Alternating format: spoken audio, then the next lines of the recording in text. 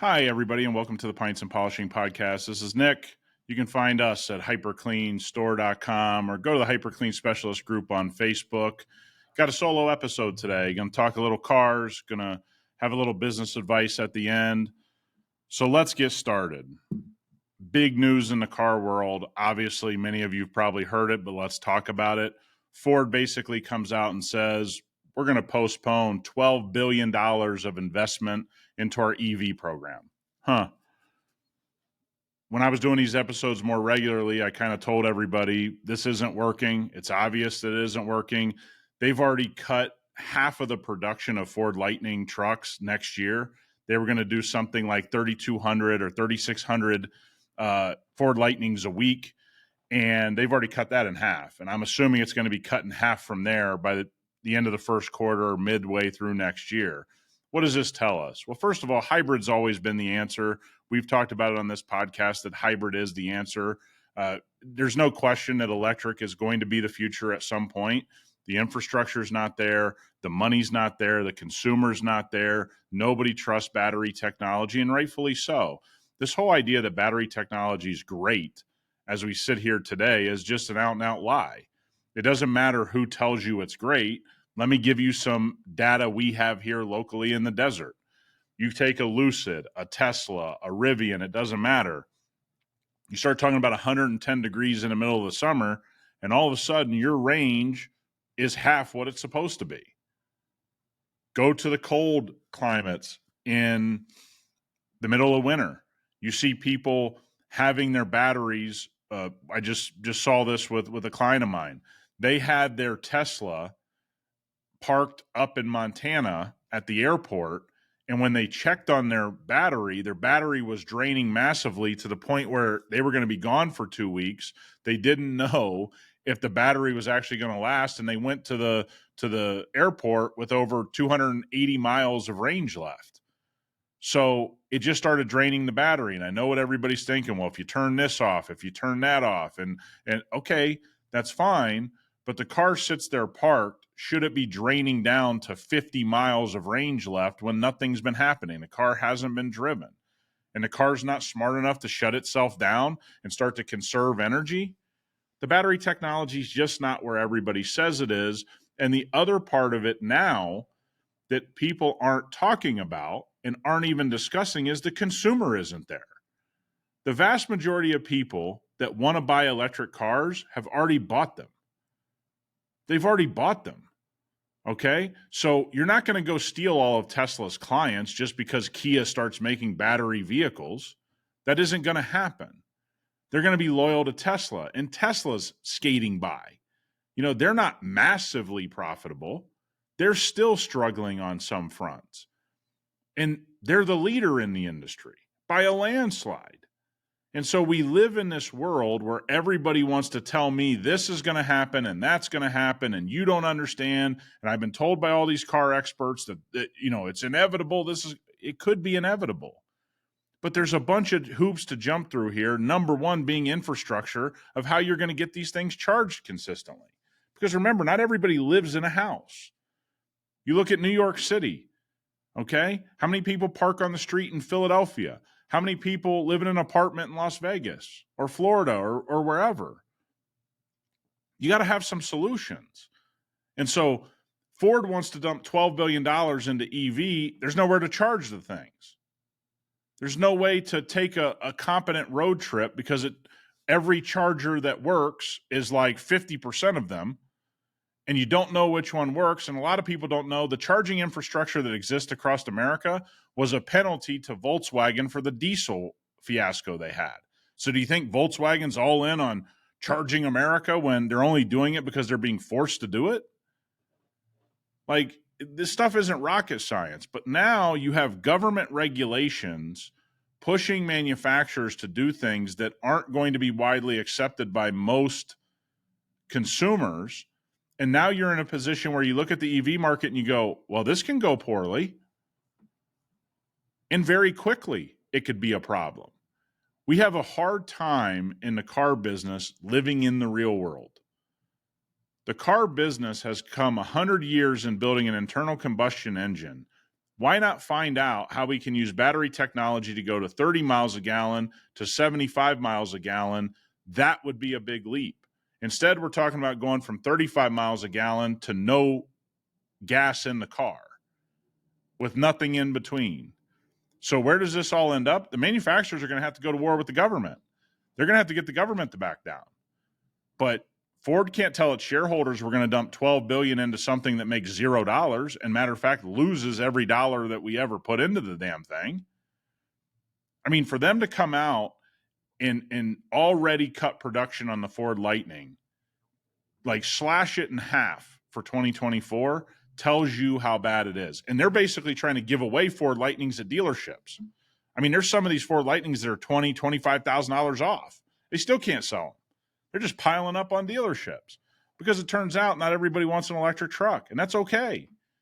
So build them or don't build them, or find a middle ground to get more fuel economy out of trucks and cars, and stop worrying about the inevitable of 20 years down the road, we're going to be fully electric. You'll get there when you get there. But this idea by 2035, the GM CEO says we're not going to have a gas vehicle. Okay, well, you're not going to have a business either. People don't want to buy them. And now what people don't talk about with electric vehicles is the used market doesn't trust that the battery is going to last. So you can't sell these on the used market. So it's a basic one-use function. The guy or gal that buys it drives it around for X number of miles. In the used market, they don't trust that they can buy them. I wouldn't trust that I could buy an electric vehicle used. I mean, I may try it, but I would be thinking to myself, this thing could blow up at any moment. So you're trying to change the fundamentals of the business and lifespan of the cars. You build an internal combustion engine that gets taken care of. If you look at the old Dodge truck we have in our fleet here, it's a 2003 with 250 plus thousand miles on it. I could still go sell that on the open market for $5,000 or $6,000, and somebody could go get another 5 to 10 years of use out of it if they take care of it. An electric vehicle being one and done, which is basically what we're seeing now, is that the used market doesn't want to buy these electric vehicles. And you want to tell me you have it all figured out when the infrastructure and then all the long-term things of cars is not figured out? That doesn't work. That doesn't work. And that's why I said everybody, just like with autopilot, just like your car's going to drive itself, just like all these things, that when we talk on this podcast, I say that's not going to happen. It's not because I'm not trying to see something cool happen. It's because I have two brain cells in my head and I go, this doesn't add up. And I'm not a hater of electric vehicles. They're great to drive around. If I knew an electric vehicle could get me back and forth to Arizona, get me all the way down to San Diego and back on a road trip, I would have electric vehicles at my house. Now, I may have an electric vehicle because I have 8 other vehicles that I have access to through my company trucks and the vehicles that I own. An electric vehicle is not a pain in the neck for me. But if it's your only car, if it's your only mode of transportation, you're going to tell me that that's a convenient way to live when you can't even take a 4-hour road trip without worrying that you got to stop and charge for 2 hours? It's not there. And it's okay that it's not there. Like we need to stop putting all of this pressure on things like it has to be done today or it has to be done in the next 5 years. How about we do it when the technology's there? And so Ford now having to back out of this, GM's going to have to back out of this, and the one company that's really stuck is Stellantis, who owns Dodge and Jeep and Chrysler. They're going to have to back out, but they're so incompetent on their supply issues. Who knows where they end up? It was announced, I think this week or last week, the Macan from Porsche is going to go all EV. Who the hell wants to buy a Porsche that's EV? I had the first Taycan in the U.S., and it literally fried itself at a stoplight within a week. Nothing against Porsche, but the only reason to drive a Porsche is for their engineering of their engines. It's not their battery technology. They don't own that. Or you're supposed to believe they're developing their own. No, they're going to go to battery companies, bring those people in and label it theirs, and magically we're supposed to understand that, LG's not building everybody's battery technology and we all have it figured out. No, you don't. So you're taking all of these unique things of these manufacturers and you're making them obsolete. Who the hell wants to drive an electric Porsche? Not me. The only special thing about Porsche is the engine quality. The rest of it's very pedestrian. What's Porsche going to sell me if they have an electric vehicle that's just like everyone else? Because I can tell you this, the Taycan's not that special. You get in it, the space is way off. The experience isn't that great. It sits entirely too low to the ground. What are we doing here? We're not using common sense. So let's go over some car stuff, though. Don't want to just harp on the EV thing. Used car prices right now are really interesting. If you go back to, I think, the beginning of summer, I did an episode where I said, wait until November and December to buy a used car. Turns out the data was right that I had. We're looking at used car prices being down anywhere between 8 and 20% just in the last 45 to 60 days, depending on the make and model. What are we seeing here? Supply of new cars is up. The supply of used cars is up. Repos are starting to catch up and flood into the market. This is wholesale data. Okay, so the used market, for all of you, that are trying to figure out how you get this data, the used car market is judged on wholesale prices through auctions. And there's something called the Black Book. They kind of monitor this. Prices are supposed to fall this time of year on used cars about 0.5%. They've been following per week, okay, during this time of year. They're following a whole percentage point above that, okay? They're following 1.5%, 1.8%, 1.9%. They are really elevated. And matter of fact, I think over the last 60 days, this has been the sharpest decline in prices on used cars in the history that Black Book has been around. But I want to kind of bring this into perspective, though. There were a lot of cars in the used car market overvalued 25, 50, 60%, if not 70% or more. So if we get an 8% decline in used car prices, but it was already overvalued 50%, it's still overvalued 42%, right? So we have a long way to fall here to see any normalcy. Will we ever see complete normalcy? I'm not sure. Because the Federal Reserve that controls money and lends, the lending of money and what percentage that's going to be is indicating that next year they're going to lower the rates back down. If they lower the rates back down, it's more affordable to buy a house, more affordable to buy a car. Will we see another boom in those pricing of homes or pricing of cars? I really don't know. I don't think anybody can predict. But I can tell you, it would worry me if you need a used car. November, December, January is probably the time, if you're in the financial position, to actually pull the trigger on that. Because who knows if they start lowering rates, what we're going to see the consumer do, because we know the consumers are insane about cars and houses. They'll just overpay. It doesn't matter to them. Look at all of the cars that were overpaid for in the last 3 to 4 years. The Corvette market, the Porsche market, the Telluride market, the Palisade market, large SUV market. Everybody was willing to overpay. You look at Corvette, it was probably 50, 60% above what it should be selling for. If the rates go back down, people feel more comfortable borrowing money. Maybe we're in a situation we see prices go up. But I think the supply is getting back in order. But you got a long way to fall here. You have a long way to fall. So let's go over some new car data to kind of put this all in perspective. A year ago, we had 1.09 million new cars for sale at a 37-day supply, which means the amount of days that are sitting on the lot. How long could you go if you didn't build another car, basically? They had 37 days worth of supply on average at a price of $46,500 on the average price. Now, here's the interesting data. This time, right now, this year, we have 2.4 million cars for sale, a 67-day supply, which is damn near double the supply on the market. But here's the interesting point. The average price is $47,200. So basically $1,000 more.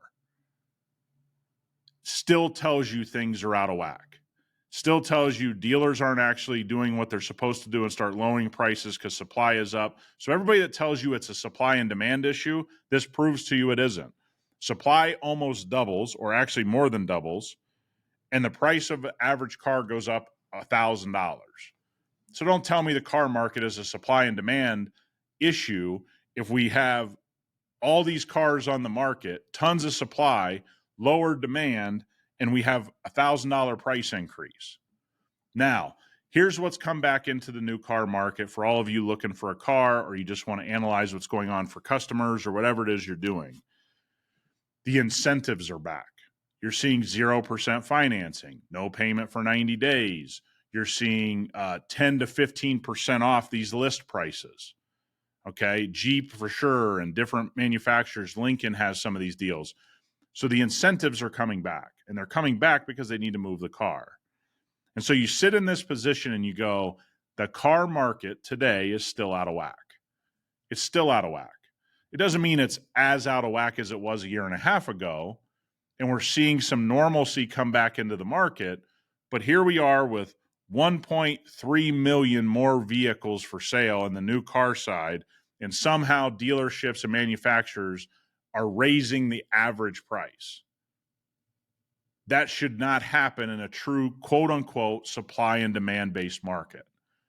So we still have some price manipulation. We still have some things going on. We still have all of these different things happening. And one of the things that's happening is base models of most cars are not available for purchase.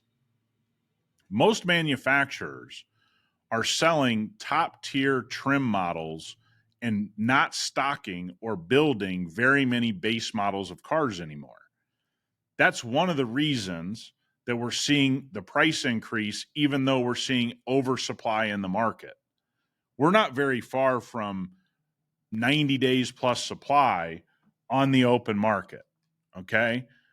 We should see this price go from $46,000 last year in average price, probably to down to somewhere in $36,000. We didn't see that. We saw it go up $1,000. How the hell does that happen? You see the manipulation of the price. And part of the thing hidden in that price is most manufacturers are only stocking or giving stock to their dealerships of the highest trim models. This is going to be the future. If the consumer doesn't revolt against pricing, they're going to get you on these quote unquote upgraded trim models.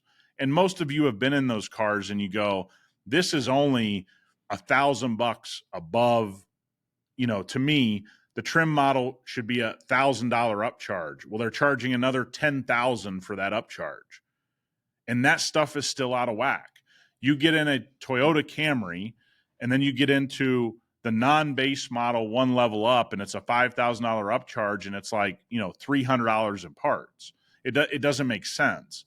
I know why they're doing it, because people love to believe they're getting the highest trim model, but what you're doing is you're pricing a lot of people out of the market as well. And so we still have a lot to go to understand where this thing's going to even itself out, right? We know EVs production is going to be cut.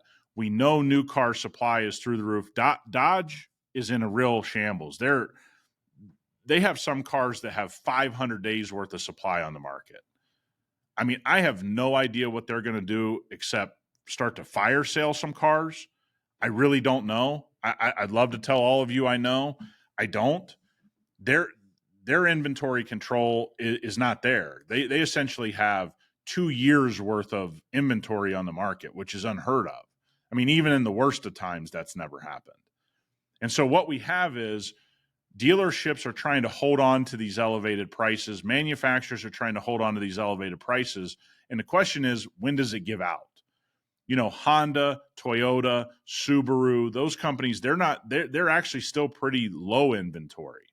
But everyone else is creeping towards, we're going to have to make a call to fire sale these cars. Because remember, the 2024 models are supposed to be coming in January. So essentially, you don't want to be sitting on any 2023s. Well, Dodge has 2 years of 2022 and 2023s stacking up all over their dealership lots. So now you're going to release 2024, your supply is going to get even worse.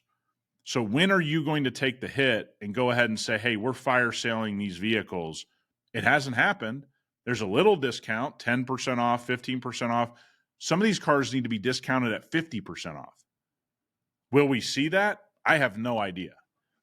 Should we? Yes, we should. Yes, we should. Will we? I have no idea. But I think it's interesting. So I wanted to catch you guys up. We haven't done one of these episodes in a while. We're getting towards the end of the year. If you're looking for a car, maybe a good time to start shopping. We just took delivery of a 2024 Range Rover Autobiography, white, camel interior. It's awesome. Had no trouble getting it. Needed to do it for one of my customers. Love it. The vehicle's unbelievable. White with black wheels, camel interior.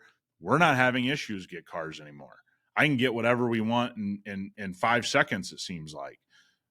But they're still trying to get that top dollar. So I don't know when all this really starts to hit hard, if it does at all. But most cars are still somewhere between 20 and 40, 50% overpriced in a lot of the different types of brands. The question is, are they going to take a bath on them? And only they know that. They have to figure out the exit plan. I have no idea, but I think if things were normal and this was true supply and demand, Dodge would be 50% off today because they have so much supply, but they're not taking a bath. Lincoln would be taking a bath. They're not taking a bath. So what are we doing? I don't really know. But to say, I hear a lot of people saying things are getting back to normal. I just gave you the numbers that say we're not back to normal. So you got to be smart when you're out there talking about cars, thinking about buying a car, to see the market for what it is, not what somebody told you it was. And these are just straight facts that aren't my opinion. How do you have 1.2 million more cars to sell on the lots right now than last year, and somehow the price is up $1,000 on average? That makes no sense whatsoever. None whatsoever. And that's just where we're at. It doesn't make any sense from a logical supply and demand issue. And so keep that in mind here over the next few months. All right, guys. I want to talk a little business here. We're at the end of 2023. 2024 is a few weeks away. And so the thing that we're all told to do is make goals for your business or for your personal life for 2024. That's probably some of the worst advice I've ever been given, because the most important part of the advice is left out. For 3 years when I started my business, my first 3 years, I really struggled with this because I didn't realize what I should be doing. Making goals for the following year or for the next year is a great idea. But it's only a great idea if you do a different exercise first, which is analyze your 2023. How much money did you bring in? How much money did you spend on your business? How much money did you spend on marketing? What were your insurance costs? What'd you do great? What'd you fail at during the year? What worked? What didn't work? What marketing efforts did we try? Which ones worked so we can double and triple down on them next year? Which ones failed? That's the exercise that you have to do before setting goals. So the way that it hurt me my first 3 years in business is I would get to the end of the year and I'd just make goals for next year. But I wouldn't analyze what worked in 2023, or I wouldn't analyze what worked in my business the previous year, or what I failed at. What goals did I fall short on? The reason people don't tell you to do this is largely they're just given BS information, but the second part of it is really simple. This is a really hard exercise because you're going to have to tell the truth to yourself privately about the things you failed at. And by the way, you fail every year. There's certain things you try, they don't work. There's certain things you do, they don't work. It's nothing to get all down on yourself, but it is important to be honest so you don't double down on those things that continue to fail. So before you set your goals for the following year, you have to analyze what went on this year, what worked, what didn't work, where your expenses are, where your revenue's at. There's many people that run a business that can't tell you off the top of their head what their revenue is for the year. We're December 16th today.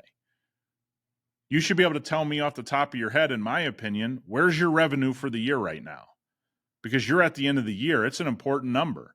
If you had a goal to do $1 million, but you did $100,000, it's important to go back and reflect why you didn't make that extra $900,000 in revenue before you set some BS goal for 2024. This is how business is actually operated. But you go on the internet and everybody's like, hey, let's talk about 2024. Let's talk about our goals for No, let's talk about what we did in 2023.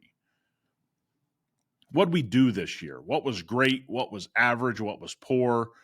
This is a couple hour, 2-3 hour exercise. So let me give you guys some insight into what I do. So because my companies are of a certain size, this exercise actually starts in about October for hyperCLEAN and October for VR. And I start by talking to my financial team. Tell me exactly where we're at. Tell me exactly what we've done well, what we've spent, what we've made, where our costs are, all of those different types of things. And so one of the things that people oftentimes, why they don't want to do this is they're worried they're going to find out they spent too much money. At least this is what the financial people tell me. People are scared to realize that they've overspent or they've screwed up somehow, and so they just sweep it under the rug. And that's an option. Or you could just say, hey, I'm going to figure out where I'm at, and I'm going to have a better 2024 because of it.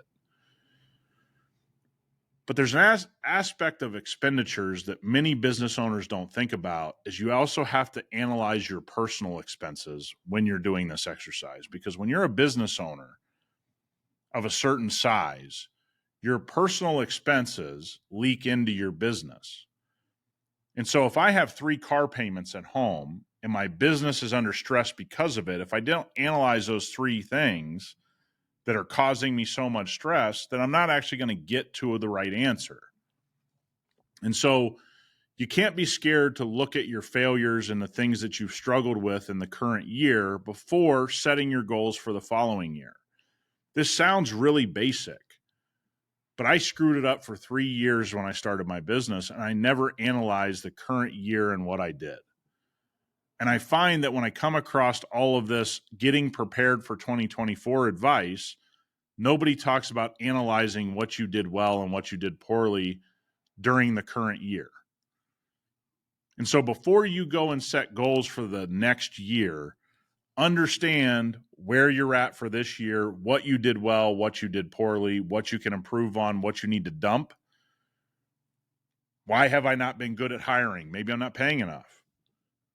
And I'm not paying enough because I have a ton of personal expenditures that are taking all the money out of my business because I need to make sure my home is in order, and we got 3 car payments and a house we can't afford, and now I can't pay my people in my business what I need, and so I always keep having trouble hiring because my personal expenditures are out of control.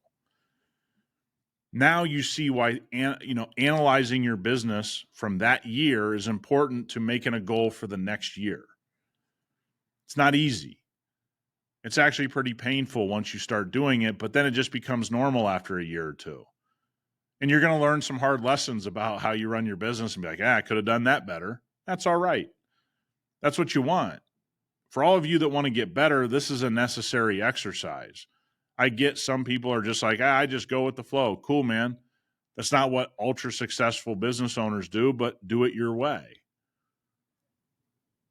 I thought I would share this today because I set myself back my first 3 years of business because I didn't actually know how to do this properly.